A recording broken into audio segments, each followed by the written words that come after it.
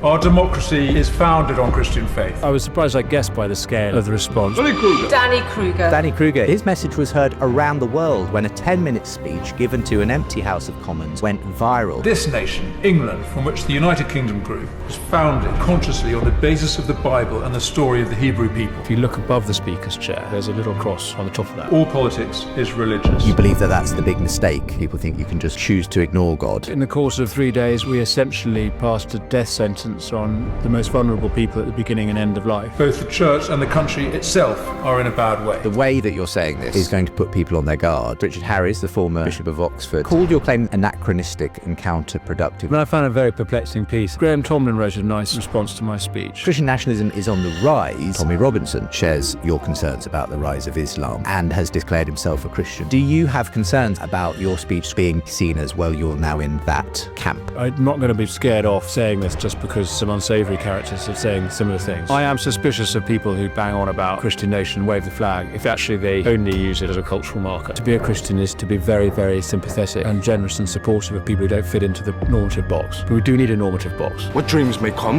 may have shuffled off this mortal coil, must give pause. You might think I have a split personality because in Parliament I want more prisons, I want strong criminal justice. But outside politics, and what I've done all my adult life is run a charity working with prisoners and ex-offenders. I think there is a deep yearning among people for a moral meaning to our lives. Freedom, tolerance, individual dignity and human rights. Without the Christian God in whose teaching these things have their source, these are inventions. Do you sense any of the same sense among your left-wing peers or colleagues in Parliament that Christianity is somehow important? Or is this just a preserve really of more conservative-leaning or right-wing politicians and activists?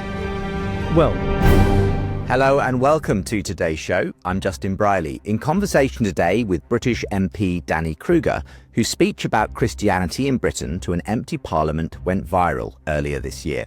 It's worth noting this interview was recorded before Kruger announced his defection from the Conservative Party to Reform UK, so we don't get into that, but perhaps the speech itself gives an indication of where his allegiances were moving. If you enjoy our conversation, do give a like to the video and subscribe to the channel for more Thinking Faith. And if you've got views, let me and Danny know about them by dropping a comment below. Enjoy the conversation.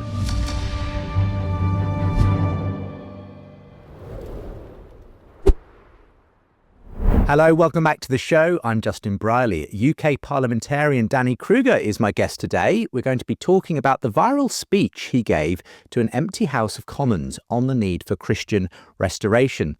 Well, Danny Kruger MP is author of Covenant, The New Politics of Home, Neighbourhood and Nation. But his message was heard around the world when a 10-minute speech given to an empty House of Commons went viral, calling for a re-embrace of the Christianity that England was founded upon. I was one of those who retweeted it because so much of it resonated with my own thesis in the Surprising Rebirth of Belief in God. But I'll also be asking Danny today about some of the pushback he's received to that viral speech. Danny Kruger, welcome to the show. hello, Justin. It's great to have you. We'll play the speech in full in a moment, but were you surprised by just how much attention it got online? I was, yes. I was very pleased, and I'd anticipated it would get picked up because it's a message that I think is of the moment. I mean, it's an eternal message, but it has resonance today. And I thought I was speaking into a receptive space, but yes, it did seem to go big online. It didn't go very big in the chamber. No one came to hear it, and nor is I don't think it's had a great deal of attention in the mainstream media or commentariat, which is in a sense the point, isn't it? Something interesting is going on beneath the surface of political attention, and I was aware of that, and I wanted to speak to it and for it. So I was surprised, I guess, by the scale of the response, but I had hoped people would notice it. I mean, I think one of the things about the video that makes it stand out is the fact you're addressing this empty House of Commons. Now, it's not necessarily that unusual for speeches to be made to largely empty Houses of Commons. That's just the nature of Commons coming and going, the business of the day and so on. But I suppose there was something about the symbolism of that, at least, that struck people, would you say? Yes, and I knew that would be the case. I knew I'd be speaking to an empty chamber, and I mean, it was the adjournment debate, which is what happens at the end of every day's business in the Commons. There's a there's a debate that's called by an individual member, it has to be approved by the Speaker in advance, and then a minister responds. And it's usually on something quite parochial and particularly just to that member, so it's no surprise that nobody else comes along.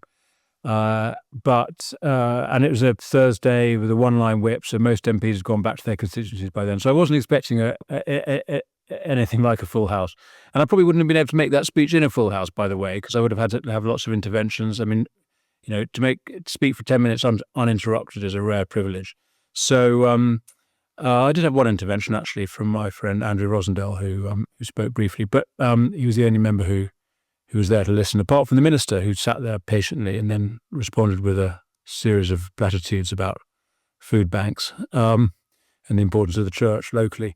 But yeah, an empty chamber, I think it does represent the state we're in. You have a House of Commons that is fundamentally, overwhelmingly uninterested, either in our institutions and their Christian heritage, or in the work that needs to be done to restore the proper sort of social, moral, cultural basis of our society. These are topics that just don't get regarded as appropriate for political debate at the moment. The context of when you were giving this speech was also very significant. It was fresh off what you described in the speech as an infamous week in politics. For those who perhaps aren't aware of that context, do you want to spell it out? Yeah, so a few weeks earlier, in the course of 3 days, the Commons voted firstly to decriminalise abortion up to term. So it's now, if not legal, it will not be a matter for the criminal law if a woman terminates her pregnancy right up to 9 months. So that was one thing. And then 2 days later, we voted through the assisted dying bill for assisted suicide, which I oppose very strongly. And so, yeah, in the course of 3 days, we essentially passed a death sentence on the most vulnerable people at the beginning and end of life. And I regarded that as a terrible, terrible moment, one completely inconsistent with the traditions of our country, indeed the traditions of Parliament, which exists to pass laws to protect the most vulnerable. In a sense, that's the foundation of our politics. We are a Christian nation that regards power as existing in order to preserve both peace, but also to protect the vulnerable from the abuse of power. I mean, in a sense, that's how democracy has sort of interpreted the Christian gospel, in my view, or how our country has interpreted it, is by creating this democratic arrangement whereby the people make the laws, and they make them in the interests of the nation as a whole, with particular reference to the weakest. And for the Commons to, as I say, essentially pass a death sentence on the weakest, and of course that isn't the intention of the people who are just as good as you and me who are behind these proposals. I'm not criticising them individually or their motivation. I just think they are profoundly mistaken, and their religion, their theology, is one that I think is completely inconsistent with our country's history and is hostile to the interests of our country. So it was a very bleak week that happened in, and that was the context in which I made my speech. And you obviously opposed, especially around the assisted dying legislation. You were one of the key people making the case against it.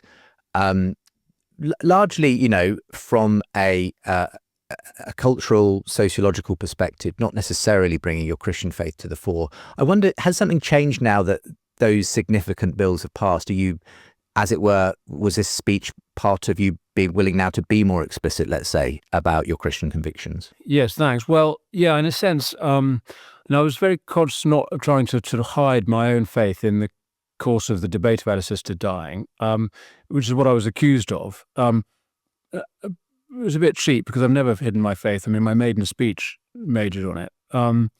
But I don't think it's necessary to use Christian arguments or religious arguments to make the case against assisted dying. The case makes itself. I mean, you just have to read the bill. You have to listen to the experts who actually work with the dying and the elderly, all of whom are almost unanimously opposed to it in terms of the expert opinion.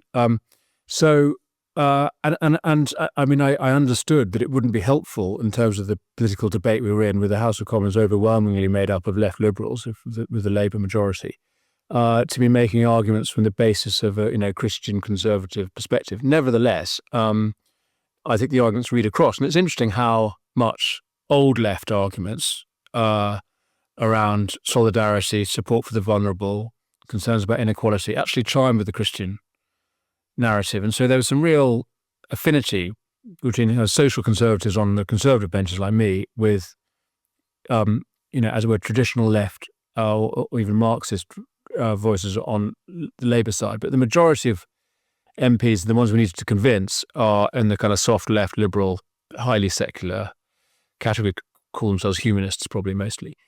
So I didn't make religious arguments to them because it wouldn't work, and it's not the arguments they needed to hear. But once the bill went through, I could come out. Out and proud as a Christian opponent of this, and I did make the case. Then, when the bill passed, and then again in that speech about why I think that why I think it's so wrong, and why I suppose the argument I make is that all politics is religious. All of our policy making and our arguments about what to do in certain situations are downstream of some kind of theology, some kind of argument around metaphysics. What is the good? What is our purpose? How do we relate to each other? How do we relate to the created world and our environment? And I think there is a theology at work in the assisted dying debate, in the pro-abortion debate, in so much of modern secular left liberal politics. And I think it's an old new theology of narcissism. Fundamentally, it's about me being God, me having the creative power, the moral power to decide right and wrong. We've eaten of the tree of knowledge, and we've decided that we know how to order our world. When I say we, I mean I individually. My ordering of the world is the ultimate, and I think that's a deeply dangerous theology. But it animates this new politics that we're in our times, and so I was challenging that, and I think that's the rebellion, which Justin, you've spoken a lot about, and which increasingly people are becoming aware of. There is a great reaction underway in our culture, and it is a reaction to that doctrine of individual self-creation and self-moralization. Well, before we go any further, for those who haven't seen or heard it, let's watch that particular video as recorded in the House of Commons. Thank you very much indeed, Madam Deputy Speaker. It is an honour to stand here in this empty chamber to speak about the original purpose of this space, which was a chapel in the Church of England. The old chamber of the House of Commons, on which this space is modelled after the Great Fire of 1834, was St Stephen's Chapel, formerly a royal church, given by the heirs of Henry VIII to Parliament to serve as its debating chamber. And Madam Deputy Speaker, your chair stands on the altar steps, and the table with the dispatch boxes is where the lectern stood. And I mention this because the link between this place and the Church of England isn't merely ceremonial. The prayers we say here at the start of every day aren't just a nod to tradition. Our democracy is founded on Christian faith. And indeed, this Parliament remains the law-giving power of the Church of England. We in this place have the responsibility to approve or disapprove the doctrine and the rules of the Church. And that is as it should be, because the Church of England is not some private club, just another eccentric denomination. The Church is the chaplain to the nation, and through the parish system, in which every square inch of England has its local church and its local priest, we are all members, we all belong, even if you never set foot in your church from one year to the next, even if you don't believe in its teachings, it is your church, and you are its member. And so when I speak of the Church of England today, I am not speaking about the internal politics of the Anglican sect. I speak of the common creed of our country, the official religion of the English and the British nation, and the institution which, older than the monarchy, much older than Parliament, is the institution that made this country. And it is no surprise that both the church and the country itself are in a bad way. Divided internally, confused, badly led. The church is riven by deep disputes over doctrine and governance, and literally leaderless, with even the process of choosing the next Archbishop of Canterbury unclear, confused, and contended. And the country itself reflects this, unclear in its doctrines and its governance, profoundly precarious, chronically exposed to threats from without and within, at risk economically, culturally, socially, and I would say morally. Madam Deputy Speaker, last month, in the space of 3 days in one infamous week, this House authorised the killing of unborn children, of 9-month-old babies, and it passed a bill to allow the killing of the elderly and disabled. And I describe those laws in these stark terms not to provoke further controversy, but because those are the facts. We gave our consent to the greatest crime, the killing of the weak, the most defenceless human beings. It was a great sin. And if I, standing here, have any power to repent on behalf of this House, then I hereby repent of what we did. But, Madam Deputy Speaker, in the reaction to these votes, and all around us, in reaction to the state of the country and the world, something else is happening. There is a great hunger in society for a better way of living. And I want to use this opportunity to explain what that better way is, and why we here in England have the means to follow it. The Jewish and the Christian God is a God of nations. He's interested in people as individuals, but also as groups, as communities, not only of kinship, though that too, but of common worship with a common God. And this nation, England, from which the United Kingdom grew, uniquely among the nations of the world, was founded, created consciously on the basis of the Bible and the story of the Hebrew people. And in that sense, England is the oldest Christian country and the prototype of nations across the West. The story of England is the story of Christianity operating on a people to make the institutions and the culture that have been uniquely stable, uniquely successful. The Western model was forged and refined in England over 1,000 years, from the 9th to the 19th centuries. So what is that model? It's simply this, that power should arrange itself for the benefit of all the people under it, and specifically for the poorest and weakest. That the law is there to protect the ordinary person against the abuse of power, that every individual has equal dignity and freedom, including crucially the freedom of conscience, of religion and belief, making space for other religions under the Christian shield, a secular space, indeed itself a Christian concept, meaningful only in a Christian world. These are ideas that only make sense if you accept that we have some intrinsic value, a value that is given to us, not of our own making or invention. And so through all these long years, from the time of Alfred to the time of Victoria, it was assumed that a nation was a community of common worship and that our community, this country, worshipped the Christian God. Then in the 20th century, another idea arose, that it is possible for a country to be neutral about God, that the public space, the public square was empty of any metaphysics, that the route to freedom lay through the desert of materialism and individual reason, no hell below us, above us only sky. And that idea was wrong, and the horrors of the 20th century attest to that, not least in the West, where we escaped totalitarianism but have suffered our own catastrophes of social breakdown, social injustice, loneliness and emptiness on a chronic scale. And now new threats, ugly and aggressive, are arising, because we have found that in the absence of the Christian God, we do not have pluralism and tolerance, everyone being nice to each other in a godless world. Because all politics is religious, and in abandoning one religion, we simply create a space for others to move into. Happy to give way to my friend. Madam Deputy Speaker, my honourable friend is making a very moving and powerful speech.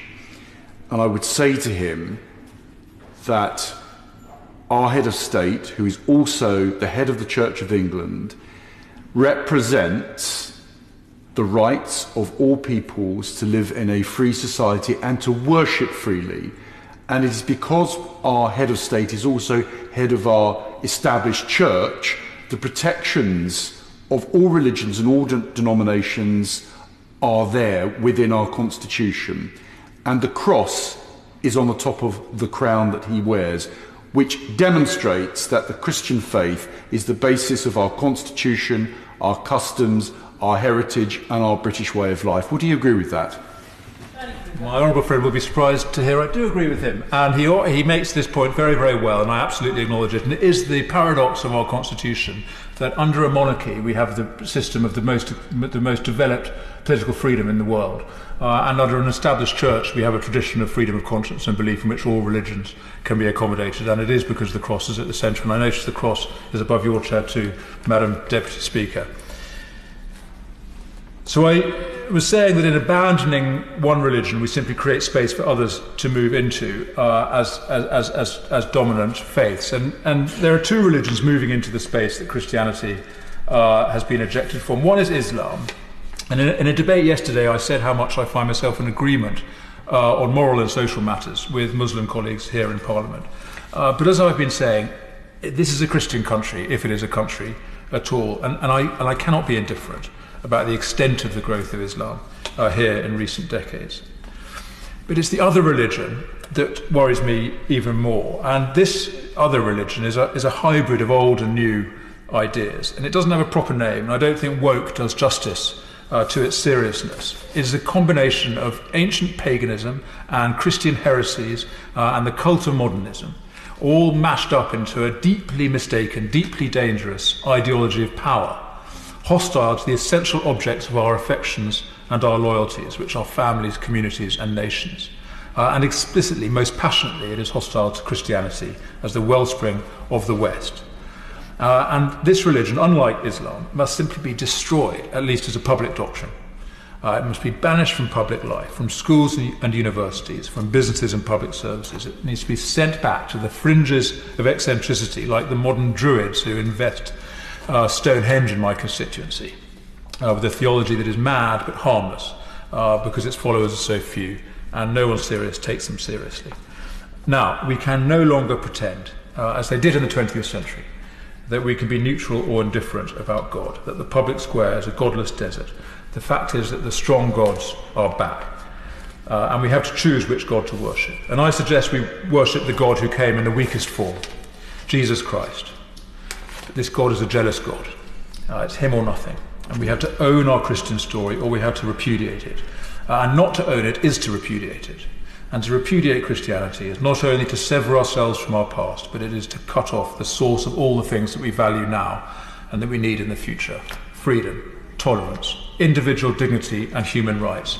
Without the Christian God, in whose teaching these things have their source, these are inventions, mere non-existent aspirations. To worship human rights is to worship fairies. But if we own our story, remember the real sources of our civilization, we can have these things and make them real freedom and tolerance and dignity, a culture of love, and crucially a culture of humanity, because we are in the age of the machine, and a great choice confronts us, whether to make machines in the image of fallen man, bent on exploitation and domination, with mankind in its sights, or to make them what they properly are, the servants of mankind, able to help us make a better world. So, Madam Deputy Speaker, to conclude, a wind is blowing and a storm is coming, and when it hits we are going to learn if our house is built on rock or on sand. But we have been here before.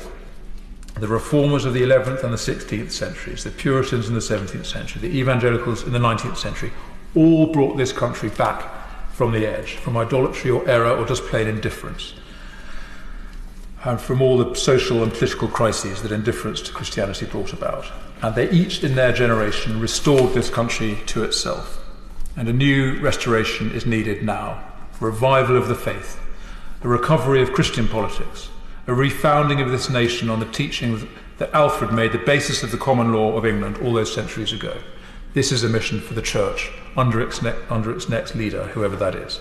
It's a mission for this place, this old chapel, which became the wellspring of Western democracy, and for us, its members. And it's a mission for our whole country, the route to a prosperous modernity, founded on respect for human dignity, responsibility for the created world, and the worship of God. Thank you. It's very interesting because you begin your speech talking about the fact that the House of Commons itself, Parliament, was founded essentially in a chapel, and the way in which the Bible has obviously shaped the rule of law and institutions in the UK. To quote from your speech, you say, uniquely among the nations of the world, this nation, England, from which the United Kingdom grew, was founded and created consciously on the basis of the Bible and the story of the Hebrew people. In that sense, England is the oldest Christian country and the prototype of nations across the West. Why do you feel we need to be reminded of that at this time? What is it that, why do you believe that needs to be held up to people again? Well, partly I just think it's interesting. And I think people probably haven't thought of that unless they've been taught it. And it's part of the, I mean, I say myth, not in the sense of being untrue, but in the sense of the sort of the framing theory of our country. The myth of our Christian foundation, I think, is an important one. And it used to be understood. I mean, it's not true that we're the first Christian country. What is a nation? What is a country? Leaving that question aside, there were nations that were Christian before the adoption of Christianity in this country. But they Armenia, famously, Ethiopia, but they became Christian by conquest and by sort of adoption by the ruling class.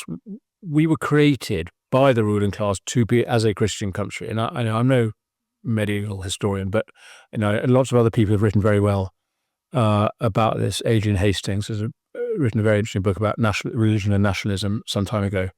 Obviously, Tom Holland has written about it. Others have. Robert Toombs, it's apparent from his work on England as well, that when the kings of Wessex codified the laws of the country, they did so explicitly within the framework of the Old Testament, and they modelled the new state that was being created, England, on the Bible and on the model of nationhood that we understand that the Jewish people to have lived. So, and then our institutions were always explicitly Christian, and we were Christian before we were anything else. So, there was a Archbishop of Canterbury some hundreds of years before there was a King of England. And as I say, the laws of England were modelled on, they were, Alfred recognised that the Mos Maiorum, the customs of the country, he was codifying existing practice, not creating them out of his own head or from the Bible. Nevertheless, he framed them around the understandings of the legal code and of the sort of, the relational order that we get from the Bible and the Old Testament. And then all of our institutions developed, the law and the law courts, but also Parliament itself, in conscious emulation of what was understood to be the Christian way of living. And I think it is interesting. Again, it's only perhaps interesting in an abstract sense, or to people who like this kind of stuff. I find it interesting that the House of Commons was a chapel. It's St Stephen's Chapel in the Palace of Westminster, Royal Palace. After Henry VIII, it became the St Stephen's Chapel became the House of Commons, and the reason we sit opposite each other in those benches facing each other is because the St Stephen's Chapel was a collegiate foundation. It's like a college chapel, so not like pews facing the front like in a parish church, but we face each other like in a college chapel. And then maybe that's why we have left and right because of the French Revolution, the Assembly, but we have an oppositional politics, don't we? And you cross the floor, and it's a binary politics of either side, and that's been sort of enabled by this layout we have. And yes, and I said in the speech, the centre of the old chamber was where the altar was, the Speaker's chair. We're not quite in the same location in the palace as the medieval St Stephen's Chapel because it burnt down, but the shape of the chapel that was recreated after the fire in 1834 represented the old St Stephen's Chapel. So I think I like that. I like that fact. And then there's the other thing that Andrew Rossendale, the MP who intervened on me, he said, he pointed out how we are under the cross in the chapel. And if you look above the Speaker's chair, big kind of wooden canopy, Speaker sits under, there's a little cross on the top of that. So I like all that stuff. And I don't think it's purely totemic and symbolic, and it's certainly not just a sort of antiquarian interest. I think well, we can decide to make it relevant, and Yeah. it's right there for us if we want it. Hi there, I hope you're enjoying the show. If you'd like a free chapter from my book, The Surprising Rebirth of Belief in God, and also from my latest book, Why I'm Still a Christian, then subscribe to my newsletter and I'll send you those chapters along with updates on my work. I won't spam you, just encourage you with Thinking Faith articles, events, videos, and resources. The newsletter link is with the info. Enjoy the rest of the show. I mean, obviously, later on in the speech, you talk about the fact that essentially, whether we think of it or not, we are downstream from some kind of theology, as you said, some kind of religion is governing the way we think about ourselves and life and so on. We can't be neutral about God. And I think you believe that that's the big mistake in sort of secular contemporary life. People think you can just sort of choose to ignore God at some level. What's the mistake in that, do you think? Well, we're plucking the flower and spurning the root. We're imagining we can have the fruits of Christianity, which are equality, dignity, human rights, liberty, while rejecting the source of those things. And yes, and it goes back to my point earlier about the essential narcissism of our theology, which is that we think we are the masters and the authors of our own lives, and of course, in practical day-to-day terms, we are, and that's a Christian fruit. That's a product of the idea that we are free and responsible, and we have dignity and agency, and all of these essential attributes of man or woman fully alive. We're not slaves, but being free is not the same as being self-created, and I think that's the myth. Well, that's the mistake. That's the great error that we're in. We don't acknowledge that we are subject to an order of any sort, and as a result, it's very difficult to be subject to a political order if you don't accept it. We're subject to some kind of cosmic order. What was the source of any kind of political authority? The danger is if we attribute the political order to some kind of prehistoric contract, social contract that we somehow weirdly individually signed with society to say we consent to the society we're in. I think we essentially sort of we dismantle the social structure that holds us all together. I think we need a idea of a cosmic order, but that isn't the doctrine of the moment of the governing class of our country, and who think that we are each individually able to decide what is true and what is right for us. You have your own truth. So there's the mistake, and yes, and it proceeds from this myth of neutrality, which is a very easy. It's deceptive because it suggests that, and I'm not imposing any ideas on you. I just want to be left alone to come up with my own ideas. Well, that is an idea. You are imposing on me. We are not our individual islands. And the existence of some kind of a choice is in itself a thing that everyone has to deal with. And what you've essentially done in saying that is dismantled the whole framework in which I have my meaning and my being, which I resent you doing. I think you need to submit to the order that exists, not create your own. Now, obviously, a 10-minute speech, you can't say everything. And one of the things I'd like to come back to is, in a sense, what you conceive the solution to the problem you outline so well in that speech is, how do we go about this re-embrace or restoration? But I want to come, first of all, to some of the pushback you've received, sometimes from fellow Christians. For instance, Richard Harries, the former Bishop of Oxford, called your claim that the UK was a Christian nation anachronistic and counterproductive. He points out that the 2021 census obviously saw for the first time those describing themselves as Christian, less than half of the population doing that. And just to quote from his article in the Church Times, he says, "Now is not the time to placard the claim that we are a Christian country.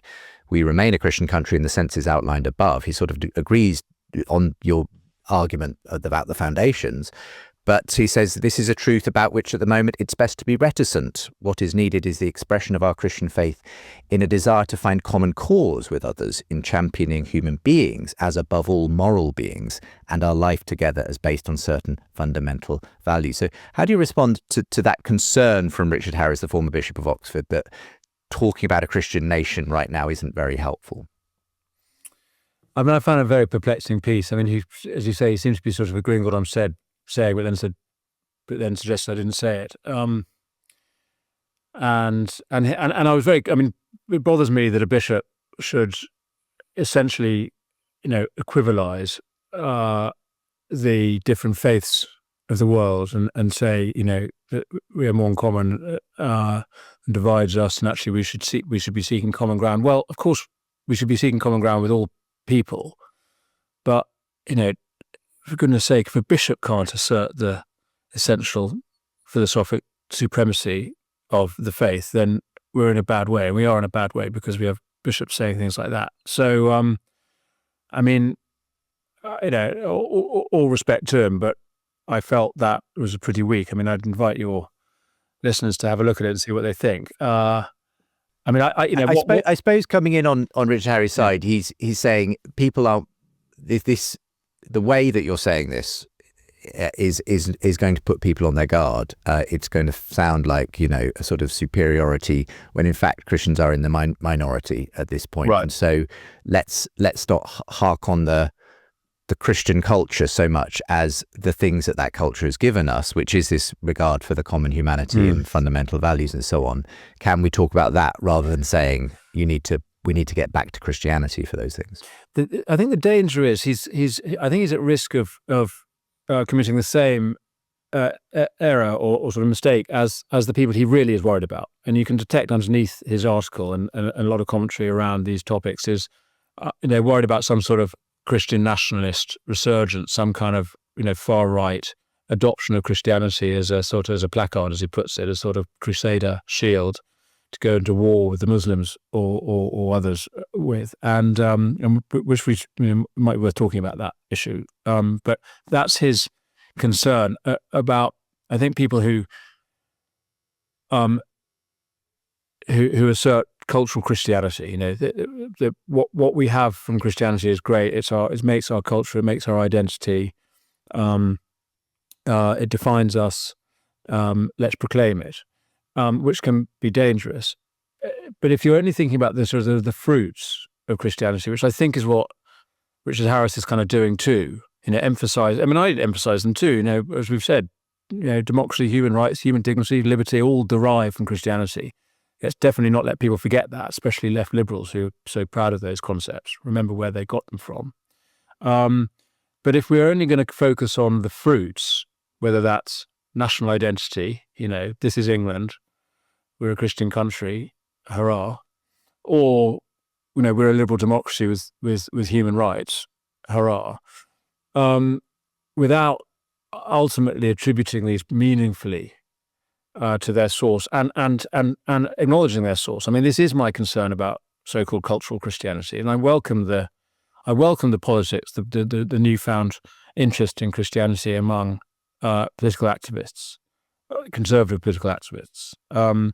But yes, I also understand there is a danger if all we do is say we're a Christian country, meaning we're not Muslim or we're not woke.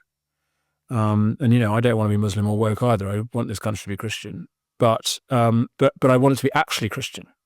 And I want people to be real Christians. Well, yeah, absolutely. And you've exactly preempted my next question, which is that obviously some of those who responded to your speech in the speech itself, you voiced discomfort about the rise of Islam, as one of those religions coming to replace Christianity. You also talked about woke, but you said obviously it's that doesn't do justice to its seriousness. You said ancient paganism, Christian heresies, the cult of modernism, all mashed up into a dangerous ideology of power. Now, there are those who are concerned, though, that it's precisely that kind of speech that adds fuel to the fire of this growing connection in some circles between the far right and Christianity. Tommy Robinson shares your concerns about the rise of Islam and has declared himself a Christian recently. He's talked about England being a Christian nation. So Christian nationalism is on the rise. Do you have concerns about that, about your speech sort of being basically seen as, well, you're now in that camp, as it were?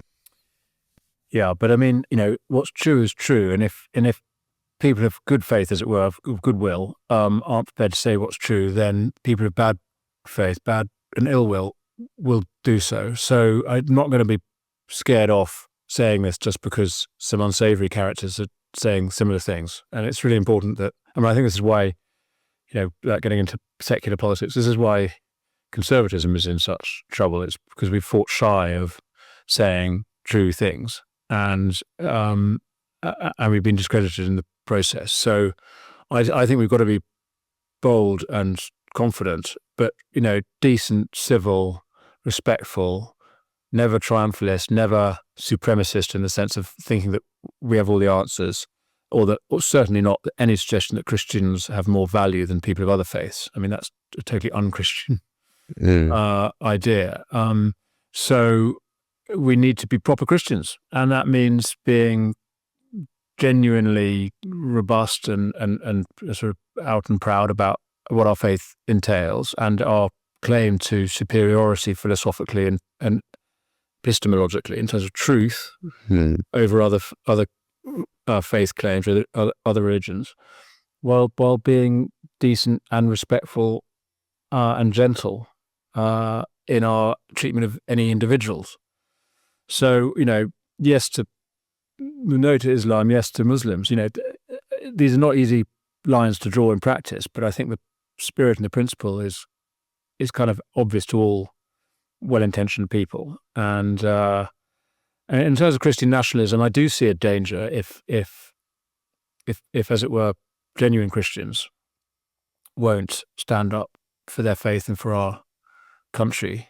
And I worry about I think cultural Christianity is a good thing. I think it is good to have a Christian culture. I think if it becomes unmoored from actual Christianity, from the practice of the faith, Graham Tomlin wrote a nice response to my speech. Again, he's sort of implicitly, probably not, well, he's not where I am on a lot of issues, straddles politics very well, Graham does, but he has a blog, Seen and Unseen, your listeners might be aware, and a former bishop himself. And, he just said, it's great that people talk about Christianity, but, are you going to church? Which is rather simple. Well, and I think, can I, funnily enough, you've again preempted exactly the next thing I wanted to ask. I'm friends with Graham. I helped to run the Re-enchanting podcast from Seen and Unseen. So we've covered these sorts of issues many times with different folk. And yes, I think it was a sympathetic article. What he distinguishes in this article, interestingly, is the difference between what he calls thick and thin religion and Christianity. And so he talks about the idea that a thin version is this sort of identitarian form of Christianity, which is just about ethnic and cultural sort of, identity markers that people hang on to and to call themselves Christian. And I think he sees people like Tommy Robinson's, arguably Nigel Farage, in that sort of vein. And thick Christianity is where, yes, there are obviously an appreciation of the cultural value of Christianity, but it's actually practiced. It's actually, I'll just quote from his article because it was helpful here. He says, "It's not always easy to tell the difference between those who adopt thick and thin Christianity. I propose a simple test. If someone advocates Christian values and regularly turns up to church, then they have a legitimate voice and are worth a hearing. If they turn up weekly to hear the Bible being read, to take part in Holy Communion, regardless of their ethnicity, wealth or background, pray regularly, then we can assume they are serious about it. They are submitting themselves to the discipline of learning Christian faith, seeking to love their neighbour and trying as hard as they can to love their enemies. They may fail from time to time, but these are the signs of someone who has grasped the grace of God, which is the heart of Christian faith. Danny Kruger passes that test. Tommy Robinson and now Nigel Farage, as far as I know, don't. If some shout loudly about Christian values, about the danger of losing the heritage of our civilization, and yet show no interest in going to church, living the Christian life, praying, or even trying to love their enemies, then we should take what they say with a large pinch of salt. They have no skin in the game." So what do you think of, yes, Bishop Graham Tomlin's litmus test for thick and thin Christianity? Yeah, well, I like his distinction there. And it is difficult to tell how deep, how thick Christianity is. But, and none of us can judge, of course, and being a formal churchgoer doesn't make you a Christian. So let's not get pharisaical about this. We're all very at risk of taking some sort of superficial definition, whether that's, I'm a Christian because I believe in human rights. I'm a Christian because I believe in, the flag of St. George. I'm a Christian because I go to church. I mean, we can make all sorts of mistakes. And we can't be finger wagging and judgmental about people's faith, whatever they believe. So it's really hard, this. But I think, those caveats aside, I think it is quite helpful. And I am suspicious of people who bang on about,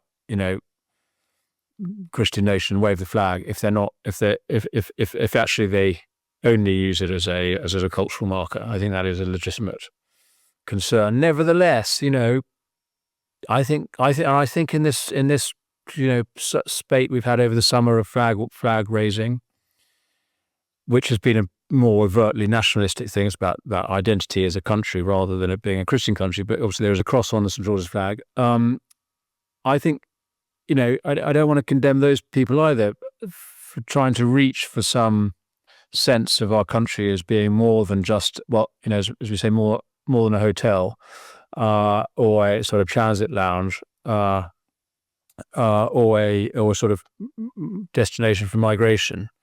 It's a place that has meaning. And I think if you really drill down to what people meant by that, they would say, well, the meaning of our country is partly historic and relational. It's the sense that our ancestors were born here and made this country that we are the beneficiaries of. So there's a sense of kind of historic continuity, which I think is legitimate.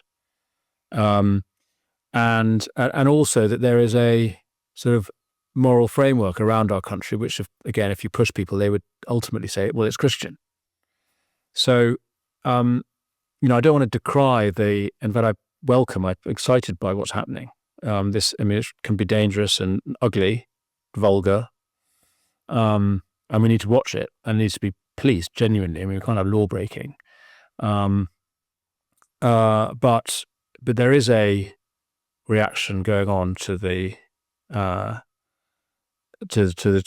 culture of the establishment, which I welcome. And at its heart, I think there is a deep yearning among people for a moral meaning to our lives, which they felt that our country represented and institutionalized until quite recently. And they want that country back. Threading that needle or walking that line is so difficult, isn't it, though, when you do have Christian convictions that include compassion, mercy, humility, because it's so easy to get whipped up into a certain type of kind of moral outrage or nationalistic identity that sometimes is at odds with the Christian call to grace and compassion and so on. So, but I fully understand exactly what you say, that doesn't mean completely open borders or anything like that. We treat each individual humanely, but we still have a concern for how we run a country in such a way that it flourishes and people feel that they can be part of something that represents who they are. Hi there, it's Justin again. I love bringing you these conversations, but I can't do it without your help. Please do consider becoming a monthly supporter of my work. And as a thank you, you'll get early access episodes and bonus content, and Gold supporters even get free signed copies of my books and the chance for a monthly catch-up too. The link to support is with the show info.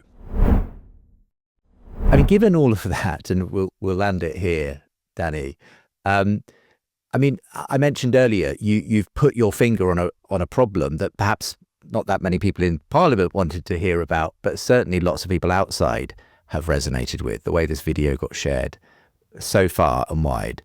Obviously, in a 10-minute speech, you can't say everything. What's where do you go from here? How do you walk that difficult line of Christian restoration in a way that doesn't become nationalistic and identitarian? What are some of the practical ways in which you think we could start to head in such a direction?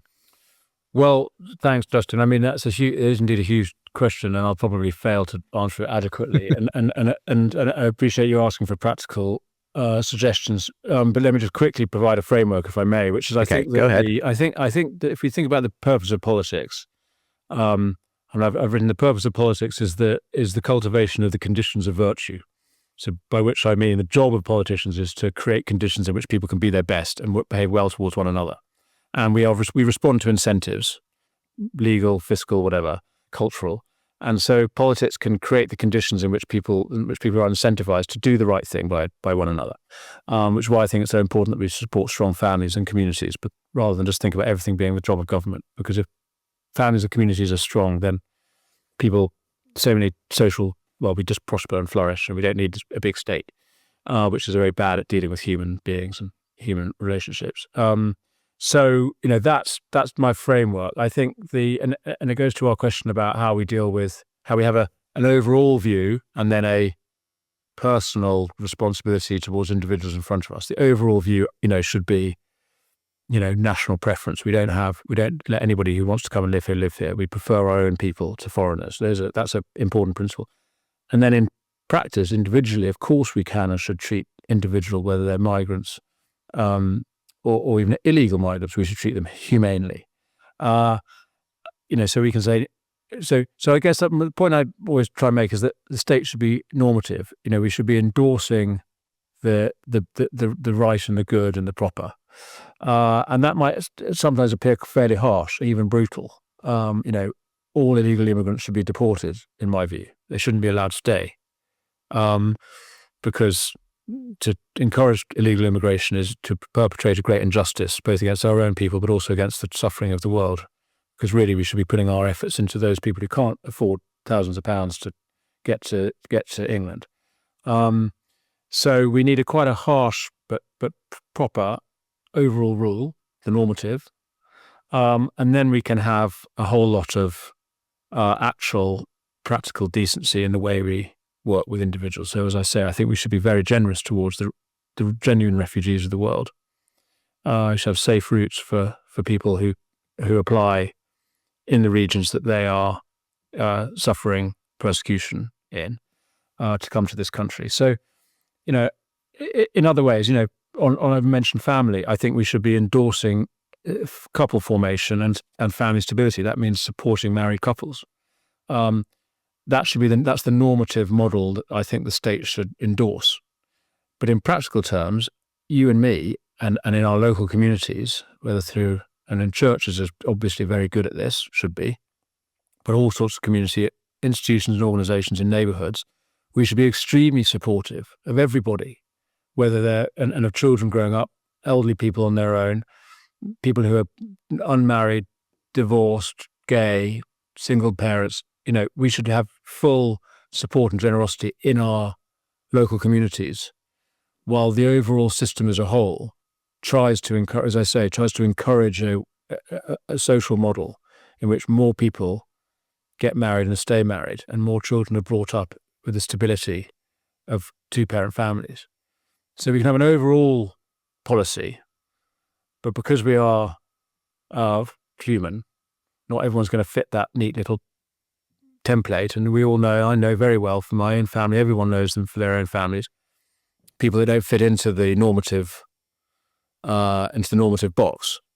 And to be a Christian is to be very, very sympathetic and generous and supportive of people who don't fit into the normative box. But we do need a normative box. And that's right. What government should be trying to create and to strengthen. And is your concern that normative element has been abandoned to some extent in the last several years? We've totally abandoned it, we reject the idea of the normative. I mean, the word normative is problematic, as the left would say, and they genuinely reject it. Of course, going back to our argument about there's no neutrality, in the absence of a traditional normative, alternative normatives arise, and the normatives we now have are transgressive.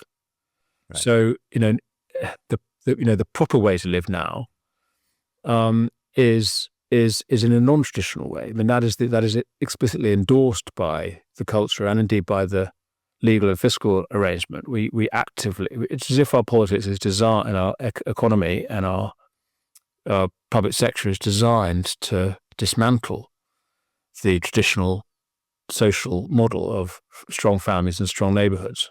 Everything politics does, it induces sort of disaggregation of these normative models of life, and we preference the anti-normative or the transgressive. But as you say, in your view, a Christian response is to preference the normative, but to make space, to be as compassionate as possible for those that don't fit, as you say, in the template, in the box. That's our job, and so I mean, you might think I have a split personality because in Parliament I'm speaking against, I want more prisons, I want strong criminal justice, but outside politics, and what I've done all my adult life, since my 20s, is run a charity working with prisoners and ex-offenders, with my wife, and we support a whole bunch of pretty naughty boys, frankly, very, very often some pretty serious criminals, who we try and love and to support, again, particularly around their relationships and family life, but also, employment skills and so on. And we try and treat them as, human beings with dignity, and the full spectrum of rights and expectations that anybody else has. And that feels like the right balance. I mean, I think we do need criminal justice. We do need punishment. We've again forgotten the idea of punishment as a legitimate object of justice policy. But you need, bluntly, once people have been punished, they need to be supported, and we should be extremely committed to that. And I feel in our country we don't do either. Really, we neither properly punish nor we properly rehabilitate. One last question, if you'll allow me, which is one of the interesting things that I've been noticing, and at the beginning of the latest season of the Surprising Rebirth of Belief in God, I addressed one of the key objections to my thesis, that we're seeing a kind of a renewed interest in faith coming up with the waning of the sort of very secular new atheist type characters and people that you've already mentioned, people like Tom Holland and others who are sort of reminding their secular peers about the Christian foundations of the West and so on. But one of the key objections was, whatever this is, it's basically a political vibe shift. It's part of this kind of a right-wing swing towards populism, towards nationalism, and so on. Now, again, people, as I said earlier, have framed your speech in terms of that. And you yourself have said my speech kind of represents where I'm coming from, as a Christian conservative. Do you sense any of the same sense among your left-wing peers and colleagues in Parliament that there's been a deterioration of the spiritual and moral sort of fabric of our culture, and that Christianity is somehow important, or is this just a preserve really of more conservative-leaning, more right-wing sort of politicians and activists? Well, thank you. That's really interesting. There are some amazing Christian MPs on the left in the Liberal Party, Liberal Democrats, and Labour. And as I said earlier, there's a real affinity, I think, between this sort of social conservatism in my tribe, plus with this sort of old left. The solidarity principle of Labour. It's amazing that Labour has essentially become a party of middle class individualism. My rights. Rather than the party of the collective. But anyway, so there's some people pushing against that, and you can see that in the assisted dying debate, some brilliant people. David Smith is preeminent, very outspoken. There's a whole bunch of others who I really admire. But generally, there is what we're seeing is, as you say, part of the vibe shift. I think if Labour were less. Every political party controls selections quite tightly. I think the Labour Party in Parliament doesn't probably represent the Labour vote very well anymore, because I think there is a strong small c conservative tendency among Labour voters that they vote Labour. They see the Tories as the party of kind of modernist wreckers, and Labour as being the party of sort of holding on to what is true and good about society, around community and neighbourliness and decency, these conservative values. So I think the Blue Labour movement, I think, probably represents Labour votes better than the secular modernism of Starmer and others. Obviously, there is this, as I said, this terrible cult, this theological doctrine of individual self-creation that is strong in the Labour Party, but I think it's stronger in the parliamentary Labour Party and in our elite in our country than among most Labour voters. I mean, I say that totally on the basis of zero empirical knowledge, but just my instinct tells me that British people are not as woke as the parliamentary Labour Party is. And I think Labour voters, as you see in the numbers that switched to, Conservatives in 2019 and Reform in 2024 and since, I think there is the opportunity to tap into a socially conservative, left-leaning vote. And I think part of that is people will hunger for Christian politics. Thank you very much for joining me for a conversation on this extraordinary speech and the way it's gone viral around the world, Danny Kruger. And if people want to find out more, where could they go? Oh, thanks. Well, I've written a book called Covenant, The New Politics of Home, Neighbourhood and Nation. I also did a Twitter thread immediately on the night after the assisted dying vote, which tried to set out why it was a Christian I object. That's when I came out of the closet. Sarah, I don't know if you want to put a link to that in your notes. We'll certainly do that. Yeah. But anyway, thank you very much. What you do and your whole listenership, I think, is part of this really important new development. So thanks for having me. Good to have you on. All the very best.